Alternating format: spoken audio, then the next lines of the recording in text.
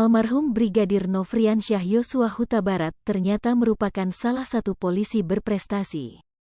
Salah satunya ditunjukkan dengan penghargaan yang pernah ia peroleh pada tahun 2020 lalu. Ia mendapatkan penghargaan PIN Emas Polri yang dianugerahkan oleh Kapolri Jenderal Idam Aziz. Brigadir Yosua mendapatkan PIN Emas tersebut setelah berhasil mengungkap kasus peredaran narkoba. Perlu diketahui PIN Emas merupakan penghargaan yang diberikan kepada anggota Polri yang berprestasi. Namun saat ini keberadaan PIN Emas tersebut belum diketahui. Samuel Huta Barat, ayah Brigadir Yosua, mengatakan dirinya hanya memiliki sertifikat penghargaan yang diberikan Kapolri, namun untuk PIN Emas tersebut dirinya tidak mengetahui. Belum ada, yang kami lihat itu hanya surat penghargaan dari Kapolri, ucapnya, Rabu, tanggal 17 Agustus tahun 2022. Samuel mengatakan bahwa pada saat Brigadir Yosua mendapatkan penghargaan ini, Yosua mengabarkan kepada keluarga dengan bangga. Dia bangga sekali memberitakan itu sama kami, ujarnya. Kini Samuel meminta PIN Emas dan barang-barang Brigadir Yosua lainnya yang tidak ada kaitannya dengan penyidikan untuk segera dikembalikan.